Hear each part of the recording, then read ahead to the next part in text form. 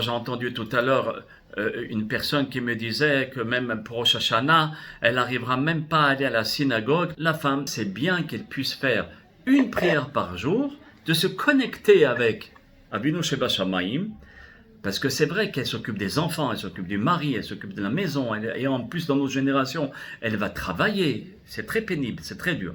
Mais les Hachamim nous disent au moins connecte-toi une fois par jour avec Hachem Itbarach.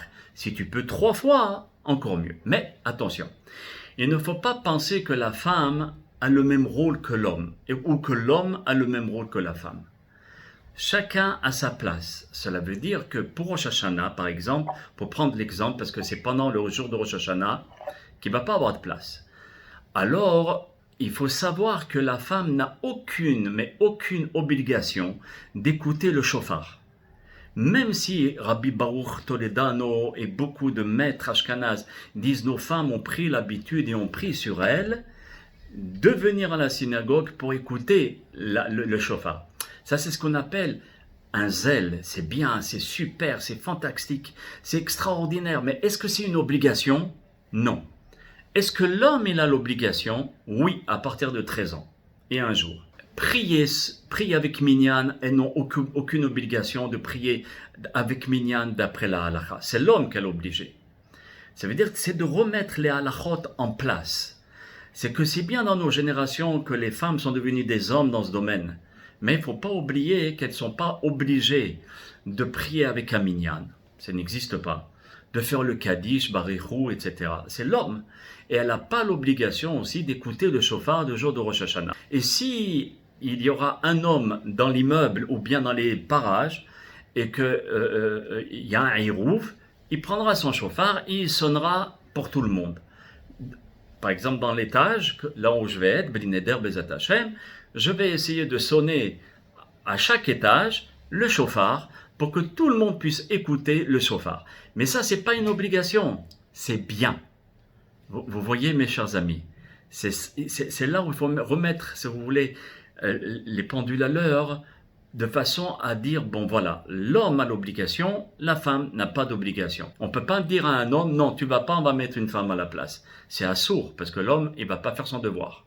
C'est sûr que c'est difficile, c'est sûr que c'est... Mais il faut se dire, attention, c'est le ratson à borer.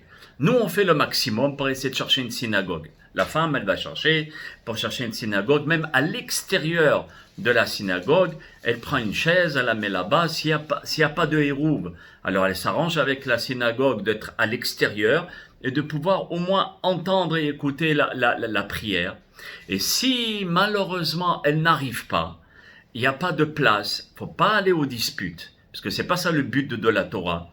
Il faut se dire, de la même manière qu'Hachem veut que je prie avec Minyan, et dans une synagogue, aujourd'hui, c'est la même manière, Hachem, il veut que je prie chez moi. Alors tu vas donner tout ton cœur, et toutes tes tripes, et toute ta volonté pour prier à Hachem Itbarach, et être proche de lui. Vous voyez, mes chers amis, ça veut dire d'accepter les gzerot d'Hachem, les décrets d'Akadosh Baruch Hu, comme lui les décrète, même si ça part pas dans le sens que nous voulons. C'est ce que j'avais dit par rapport aux jeûnes. Beaucoup de personnes m'ont écrit en disant, mais comment je peux manger? Jamais de ma vie j'ai mangé, c'est inadmissible de me donner une décision pareille. Tu fais le ratson aboré quand tu es malade, tu as le devoir de manger. Ah, c'est pas ta volonté, mais c'est la volonté du grand boss. Alors, ne commence pas à faire des choses contre la volonté d'Hachem pour faire la tienne. Alors, on fait le maximum. Passer ce maximum, attention, c'est comme pour Pessah. On dit qu'on va chercher le Hametz ad sheyado magat, jusqu'à ce que sa main, elle puisse arriver. D'accord, ça veut dire le maximum. Si il faut déplacer toute une armoire et la casser, ou bien la briser pour pouvoir prendre un Hametz qui est de l'autre côté pour voir, on n'est pas obligé de faire ça. Vous voyez, c'est au-delà de nos forces. Dieu ne nous a pas demandé de casser les armoires.